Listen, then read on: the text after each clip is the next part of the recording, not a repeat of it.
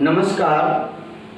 आज हम कक्षा 7 गणित अध्याय 1 प्रश्नावली 1.3 के सवालों को हल करेंगे। प्रश्नावली 1.3 प्रारंभ करने से पहले मैं कुछ पूर्व ज्ञान से या कुछ महत्वपूर्ण नियमों से आपको अवगत कराना चाहता हूँ। इससे पूर्व की क्लासेज में भी मैंने आपको कुछ नियम बताए थे, वह आपने शायद देखे होंगे, तो आपको लगेगा कि सर दोबारा क्यों बता रहे हैं। फिर भी आप लोग यदि प्रथम बार इसी डायरेक्ट क्लास को देख रहे हैं तब आपको बहुत ही हेल्प मिलेगी, इस गणित को हल करने में भी हेल्प मिलेगी और आगे आपको पढ़ने में भी, आगे आप गणित विषय को अध्ययन करने में भी आपको बहुत ही आसानी होगी। आइए मैं कुछ छोटे छोटे नियम यहाँ पर लिखता हूँ साइड में। जिस प्रकार से मान लो कोई भी धनात्मक पूर्णांकों के लिए, मान लो कोई दो धनात्मक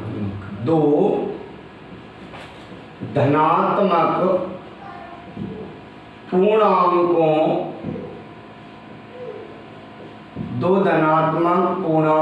के लिए, दो धनात्मक पूर्णांकों के लिए गणित में ऐसा एक नियम है।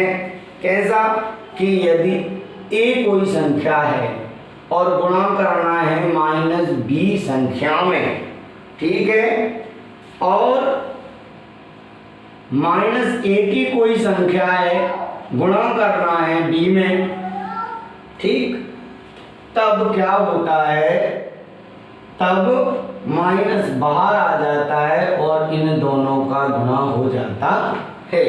अर्थात दोनों में से एक माइनस का है तब आंसर माइनस में ही प्राप्त होता है। एक प्लस का हो एक माइनस का हो तब आंसर हमें प्लस माइनस में ही प्राप्त होगा, ठीक। ये हमारा एक पहला नियम है। दूसरा नियम है गुणात्मक क्रम विनिमय नियम। गुणन का क्रम विनिमय नियम हम कहते हैं, ये भी हम बताए थे। हम यहाँ लिखते हैं क्रम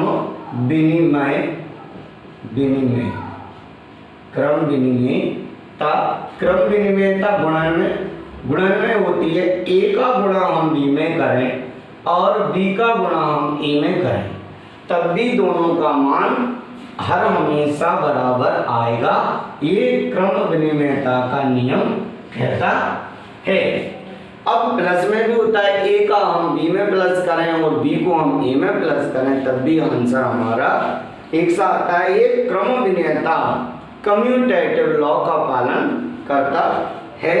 आगे होता है यदि हम शून्य से गुणन किसी भी संख्या का, यदि हम शून्य से गुणन कर देते हैं तब उसका आंसर हमें शून्य ही प्राप्त होता है।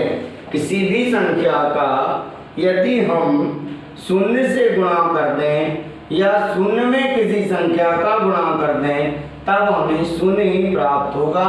अर्थात 0 से किसी संख्या में गुणा करने पर हमें 0 ही प्राप्त होता है। अगला हम देखते हैं गुणांक का तत्समक। तो हम लिखेंगे गुणन तत्समक में होता है कि यदि हम किसी संख्या में 1 का गुणा कर दें और एक संख्या में 1 से यदि गुणा कर दें, पलटी कर दें, तब भी वह संख्या ही रहती है। अर्थात 1 का गुणा करने पर कोई भी संख्या में परिवर्तन नहीं आता है। और इसी प्रकार गुणन का सहचर नियम होता है। ये भी मैं पूर्व में पढ़ा चुका हूँ। ये गुणन में और योग में दोनों नियम होते हैं। क्रम विनिमय, सहचर नियम, ये कहाँ होते हैं? गुणन में भी होते हैं और योग में भी होते हैं। व्यकलन अर्थात घटाना में और व्यंजक अर्थात भाग विभाजन में कोई भी सहचर और क्रम विनिमय नियम का पालन नहीं होता।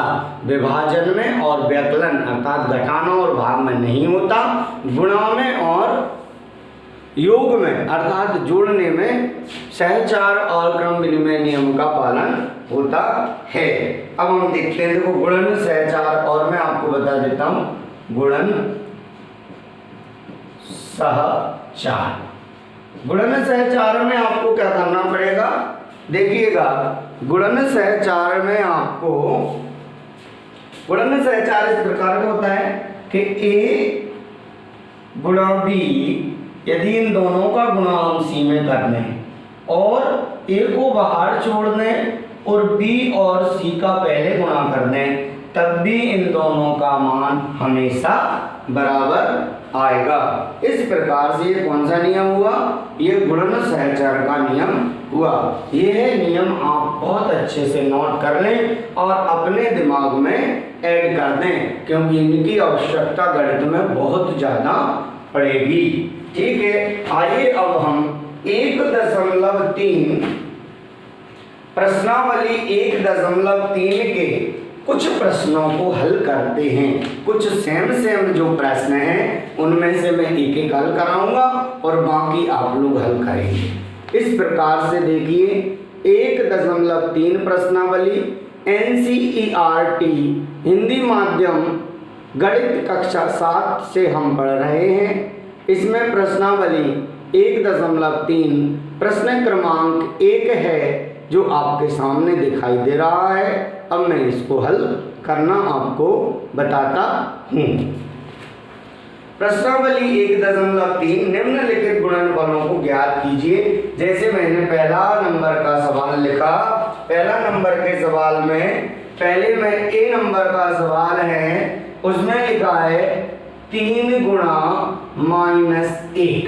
ठीक, ऐसा लग रहा होगा जो बच्चे बहुत समझदार हैं, थोड़ा सा जानते होंगे ना, उन्हें लग रहा होगा आज की क्लास में तो सर कौन से मजाक वाले क्वेश्चन करा रहे हैं, ये तो हम खुद ही कर लेते। लेकिन जिन बच्चों को धन और ऋण का गुणन पता नहीं है, उन बच्चों के साथ समस्या है और उन्हीं समस्याओं को दूर करने के लिए और अच्छे से आप सभी सीख जाएं, इसीलिए हम इन क्लासों का प्रसारण कर रहे हैं।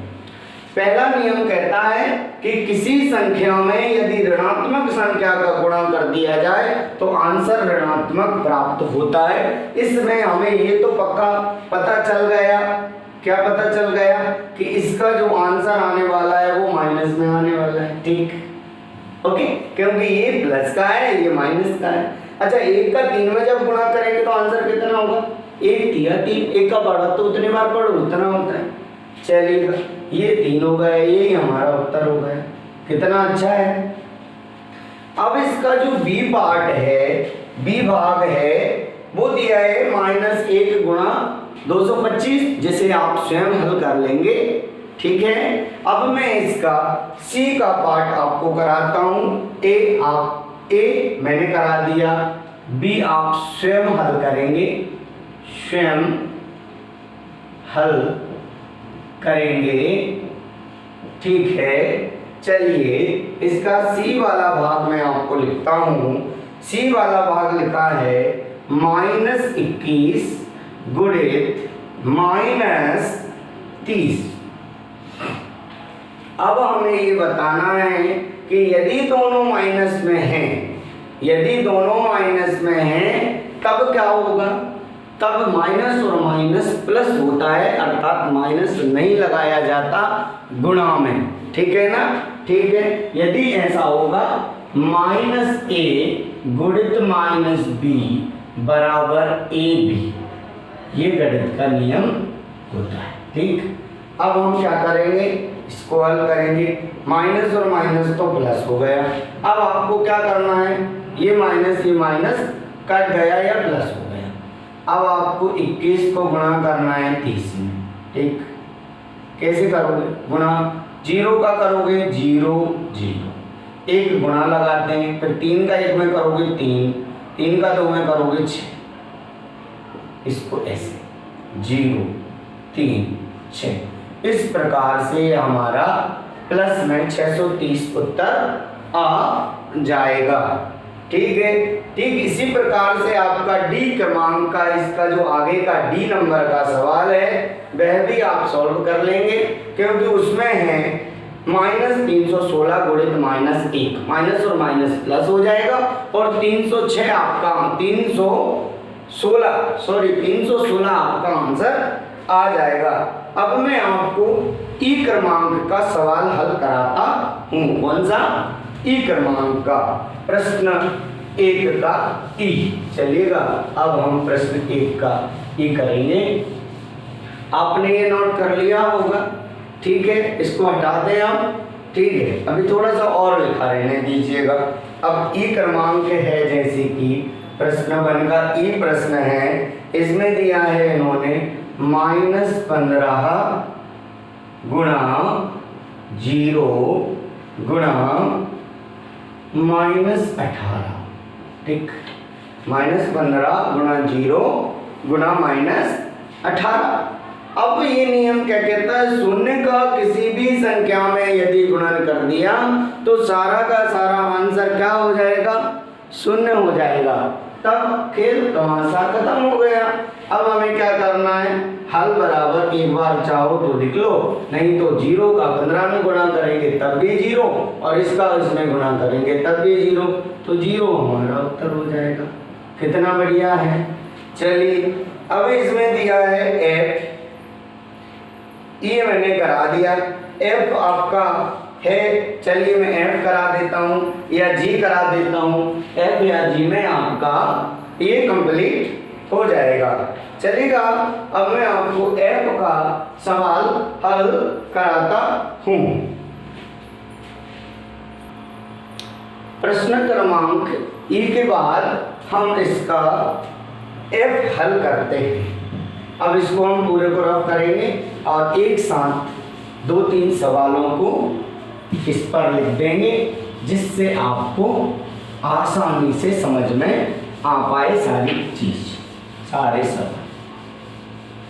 यदि आपने नियम क्रम विनिमय हो, सहचार हो, गुणन हो, तत्समक हो, ये आपको जानकारी में है तो आप बहुत आसानी से इनको आप हल कर सकते हैं। इसका f सवाल दिया है आपको, प्रश्न क्रमांक 1 का f दिया है -12 गुणा -11 गुणा 10। इसमें कोई प्रॉब्लम है? अब आपको पता है ये दोनों में ऋणात्मक ऋण है, मतलब माइनस माइनस है और इसमें प्लस है। तब आपको क्या करना पड़ेगा? ये दिमाग में सोच लो, जब 2 माइनस है, गुणा लगा है तो प्लस में है, आंसर तो प्लस में होगा। इसको हमने हल कर लिया कि भाई ये माइनस से माइनस कैंसिल हो गए तो 12 गुणा 11, ठीक है। या हमने 12 का 11 में भाग कर लो, कुछ कर लो, ये -12 ही लिखा रहने दिया। अब हमने 10 का 11 में क्या कर लिया? गुणा कर लिया। ये हो गए माइनस के 11 दाम के 110, ये माइनस और माइनस हो गए प्लस। अब आप जब गुणा करेंगे तो क्या आएगा? 0 0। फिर आप गुणा करेंगे तो क्या आएगा? 2 और 1।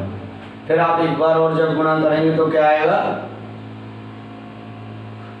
2 और 1। इसको सबको जोड़ेंगे, 0 2 3 1, तो हमारा आंसर कितना आ जाएगा?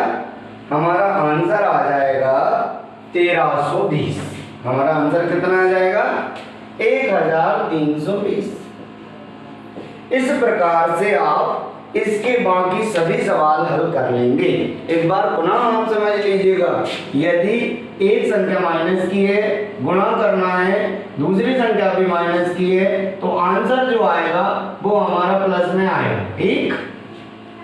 और एक संख्या माइनस की है, गुणा करना है, एक संख्या प्लस की है, तो आंसर आएगा माइनस, ठीक। समझ पा रहे हैं? हाँ, इस प्रकार से यदि 2 संख्याएं माइनस की हैं तो आपका प्लस आएगा, 3 माइनस की हैं तो आपका माइनस हो जाएगा, ठीक है। ये विशेष ध्यान रखना, ठीक है। चलिए अब मैं प्रश्न क्रमांक 2 का एक सवाल पर आपका ध्यान आकर्षित करना चाहता हूँ। प्रश्न क्रमांक 2, प्रश्न क्रमांक 2 है, निम्न को सत्यापित कीजिए। प्रश्न क्रमांक 2 है, देखिएगा आप, निम्न को सत्यापित कीजिए। संख्याएं लिखी हुई हैं, एक तरफ और बराबर लगा है और दूसरी तरफ। हमें क्या करना है, हमें इनको सत्यापित करके बताना है कि दोनों जो पार्ट हैं वो बराबर हैं या नहीं हैं। आइए अब मैं आपको बताता हूँ। सत्यापित करना है।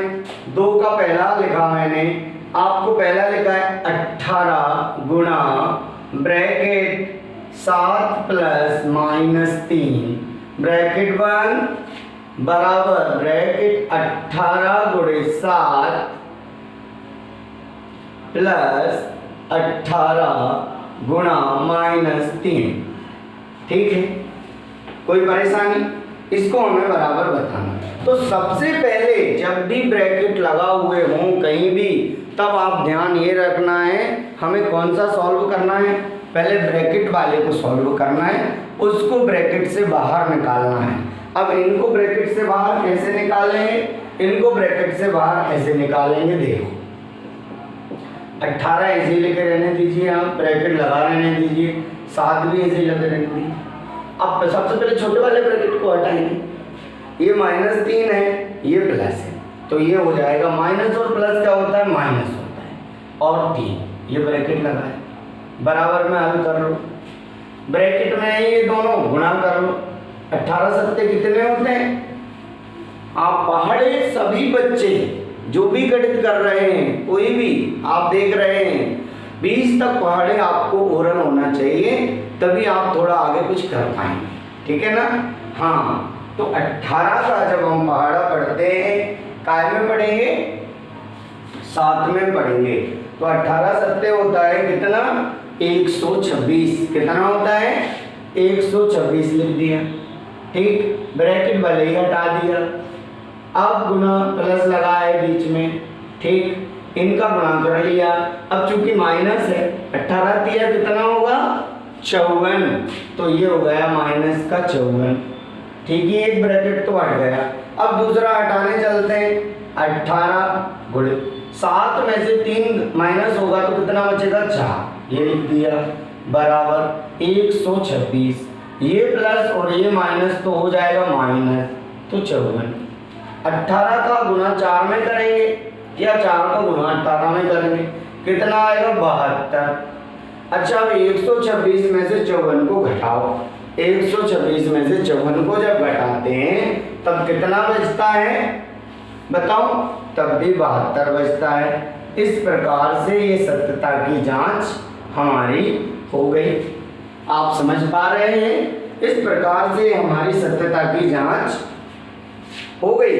अब हम इसी प्रकार से प्रश्न क्रमांक जो है इन्होंने दिया है, इसी का दूसरा भाग जो है वह भी आप हल कर सकते हैं। ठीक उसी प्रकार से सबसे पहले छोटे वाले ब्रैकेट को बाहर खोलना है, फिर उससे बड़े वाले को, फिर उससे बड़े वाले को। 3 प्रकार के ब्रैकेट होते हैं। मैं ब्रैकेट के विषय में आपको बता देता हूँ।